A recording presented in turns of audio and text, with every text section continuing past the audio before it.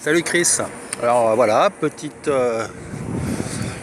débriefing de la journée qui commence. Donc ce matin je me lève aux aurores à 9 h et quelques.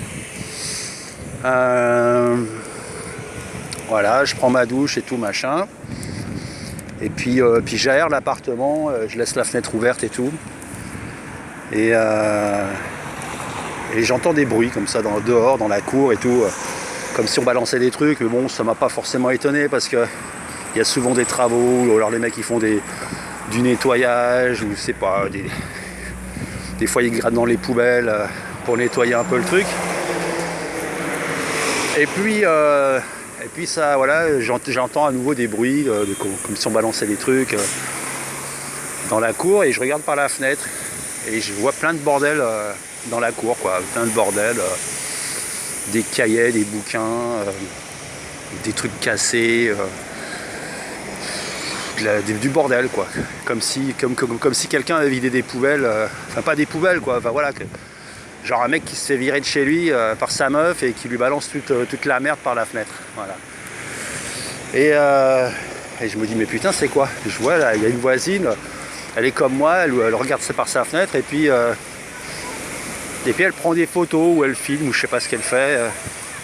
Et puis je cherche d'où ça vient, et ça vient du premier étage. Ça vient du premier étage. Et voilà, puis après il y a une meuf qui apparaît dans la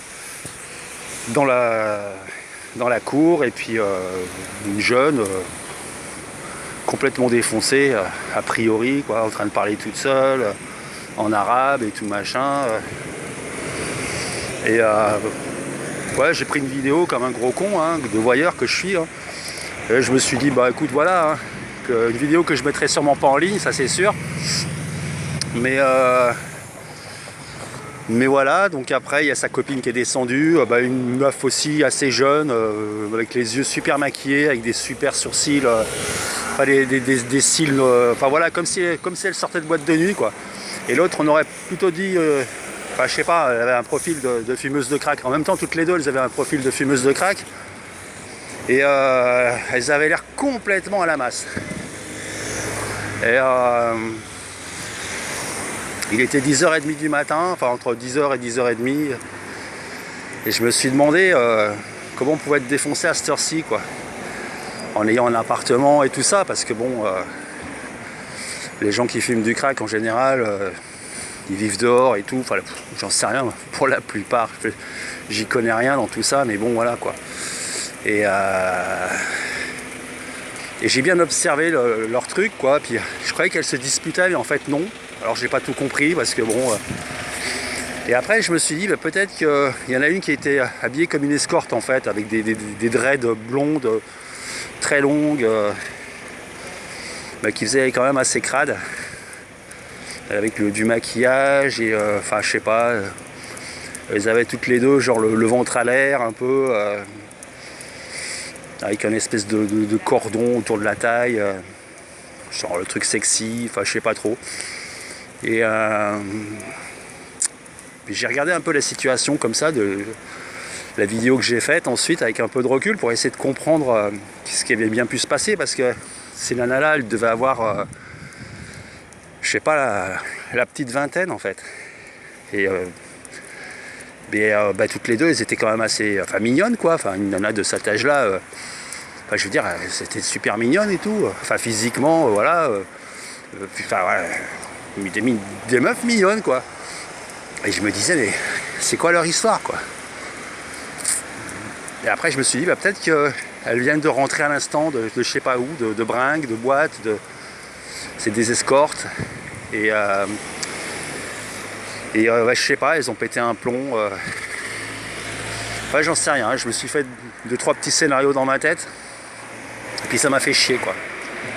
Ça m'a fait chier de me faire mes petits scénarios dans ma tête. Et puis ça m'a fait chier de voir deux jeunes gamines, entre guillemets, parce que voilà, commencer leur vie comme ça. Ça m'a fait chier. Ça m'a vraiment fait chier. J'ai essayé de me projeter en me disant, est-ce que ma fille pourrait être à la place de l'une des deux? Ma petite voix intérieure m'a dit non, pas du tout. Mais en fait, En fait, en fait on sait pas quoi. On s'égrave pas, comme disent les jeunes. Donc du coup ça m'a fait chier. Voilà, vraiment ça m'a fait chier pour elle. Et je me suis demandé dans quelle mesure j'aurais pu éventuellement intervenir pour essayer de comprendre, d'arranger les choses et tout. Puis je me suis dit, de toute façon, on est tous dans notre bulle. Dès qu'il y a quelqu'un qui vient, en général, on l'envoie chier. Et puis chacun sa merde. On est dans le pays du chacun sa merde. Du coup, voilà. Du coup, c'est tout. Et je me suis dit, une nana comme ça, enfin 2 nanas comme ça, enfin, un caractère, un type de comportement comme ça, ça peut être que la drogue en fait. Je me disais ça. Et je me disais, putain, ces meufs, elles vont trouver quelqu'un, elles vont faire des gosses. Et qu'est-ce que ça va faire? Parce que quand tu as une espèce de couche comme ça, de souffrance et de douleur, si tu commences à la colmater sans la résoudre, il y a de grandes chances que ça revienne et que ça remonte à la surface. Du coup, je sais pas trop quoi. Enfin, ça m'a fait chier, je me suis senti impuissant, je me suis senti voyeur, je me suis senti intéressé par leur histoire, étant donné que j'ai pas vraiment de... C'était mon petit spectacle du matin, tu vois, en mode je sais pas quoi foutre de ma vie. Et ça m'a fait chier parce que je me suis dit, elles ont la vie devant elles. Elles ont la vie devant elles. Elles ont la vie devant elles, quoi. Et si, je sais pas, qu'est-ce qui les met dans les problèmes comme ça? Est-ce qu'elles sont obligées de se foutre dans les problèmes comme ça? Elles sont toutes les deux. Ça avait l'air d'être des copines. Je sais pas, je me disais, à deux t'affrontes les choses, tu vois. Tout seul c'est différent, t'es soumis un peu aux vagues de rencontres et des influences plus ou moins néfastes, mais à deux, quand tu te connais bien, parce qu'elles avaient l'air de... on aurait dit des colocs, je crois que elles sont colocataires, c'est des colocs, quoi. Donc ouais, voilà, c'était le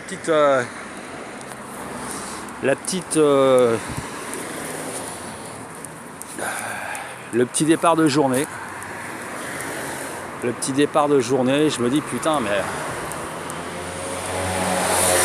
Et tu vois, ce qui m'a fait chier, c'est que je me suis senti vachement bien. Et je me suis dit, finalement, avec mes problèmes à la con, il y en a d'autres qui ont d'autres problèmes. Et du coup, ça m'a rassuré, je me suis senti mieux. C'est débile, hein, je sais pas, c'est vachement... Quand je vois des gens heureux, ça me rend jaloux, ça me rend... Et quand je vois des gens malheureux dans la galère, j'ai envie de les aider, j'ai envie de... Je sais pas si c'est normal de se comporter comme ça, en fait. Je sais pas si je suis une bonne personne ou pas. Et puis je sais pas si c'est important de savoir si on est une bonne personne ou pas. Je crois qu'on est comme on est, et ni bien ni mal, ni bon ni mauvais, pas plus enculé que la plupart des autres, en train de essayer de trouver une petite bulle d'oxygène dans un monde d'acier et de béton noir, avec des murailles qui montent jusqu'au ciel, jusqu'à colmater nos rêves. Voilà. Donc c'est tout, hein, tu vois, c'est hyper inintéressant. Et du coup, quand je suis sorti, j'ai vu une petite vieille là qui était en train d'aller vers l'hôpital, et elle avait l'air d'avoir tellement du mal à marcher, quoi, avec sa béquille et ses pieds complètement défoncés, déformés. Je lui ai donné le bras un peu. J'aurais dû lui demander d'où elle venait, parce que je ne lui ai pas demandé en fait. Ça se trouve, elle venait de loin. Enfin, elle était toute seule pour aller passer une échographie. Je sais pas quel âge elle pouvait avoir, mais putain, elle tenait à peine debout, quoi. La solitude. Et elle me disait, c'est terrible de vieillir. Bah ouais, c'est terrible de vieillir, ouais. Hier, j'ai regardé un film, c'était un super film. C'était Ben voilà, je vais avoir le trou de mémoire juste à ce moment. C'était Dolores Claiborne avec Kathy Bates et Juliette, je sais plus comment. Bon, déjà les acteurs, les actrices, magnifiques. Et l'histoire, je pense que c'est une des meilleures histoires de Stephen King. En général, ses récits s'embourbent pas mal. Ça captive, c'est hyper captivant. Mais il y a toujours des putains de longueurs. Il y a toujours des... T'es captivé, donc tu peux pas faire autrement que de continuer la lecture. Mais la plupart du temps, comment dire, la plupart du temps, il y a des longueurs, il y a des trucs, puis c'est laborieux, tu vois. Rose Madder, par exemple, que j'ai écouté en audio, à la fin, ça n'en finissait pas. Il y avait des longueurs, et c'était, oh là là, c'était comme les séries, tu sais, quand tu regardes un film, tac. T'as le truc, c'est concis, c'est machin, t'as ta belle histoire, t'es content, tu ressors après, t'as pas de frustration, t'es rempli des sensations de l'histoire, tu vois. Quand tu regardes une série, c'est pas la même chose. Moi je peux pas, j'ai vraiment du mal. Une série, il faut que je la termine parce que je peux pas, quoi. Donc du coup, je peux pas rester sur un truc, il se passe ça, et puis après, la suite au prochain numéro. Non, ça j'ai vraiment, je sais pas comment on peut se satisfaire de ça, quoi. C'est un peu comme si on bouffait au resto, et puis t'as un plat, et puis et 3 jours après, t'en as un deuxième, et puis tu sais, on dispense comme ça du bonheur aux gens au compte-gouttes pour les tenir en haleine. Et comme sur internet aussi, pareil, t'as les petites doses d'adrénaline que tu te chopes avec des likes, tout ça, ça maintient les gens dans une espèce dans un mouvement d'attente comme ça, où on attend le prochain like, on attend la prochaine stimulation qui va nous emmener, qui va nous amener un petit peu de bonheur, un petit peu de trucs comme ça là. Voilà. Donc très bon film en fait hier. Et il y a une phrase qui m'a assez marqué en fait. C'est quand comment elle s'appelle, la dame qui meurt là, je sais plus. Enfin la dame qui tombe dans l'escalier, qui se suicide et qui à un moment donné dit: je supporte plus l'odeur de la vieillesse. Je supporte plus l'odeur de la vieillesse. J'ai envie d'en finir. Aide-moi à en finir. Elle dit ça à Kathy Bates, voilà quoi. Et moi cette phrase, je supporte pas l'odeur, je supporte plus l'odeur de la vieillesse. Je pense qu'on est tous à même de la penser un jour. Et c'est flippant.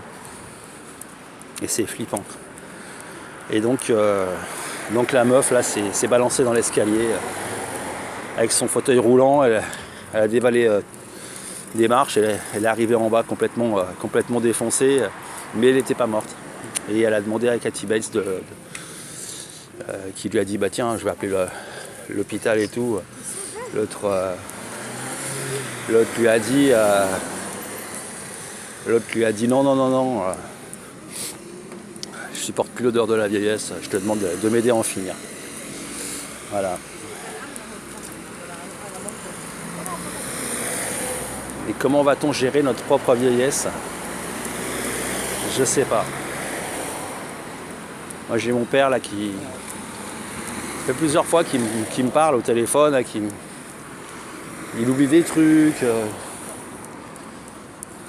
La dernière fois il a égratigné sa voiture là en stationnant la bagnole. Enfin, ça lui arrive jamais quoi, c'est le genre de truc.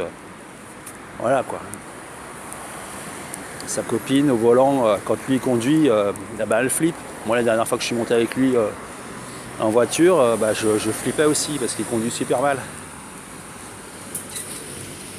Regarde les gens qui vieillissent comme ça et ils veulent pas se laisser vieillir et je sais pas, ça me fout le bourdon quoi. Ça me fout les boules. Voilà.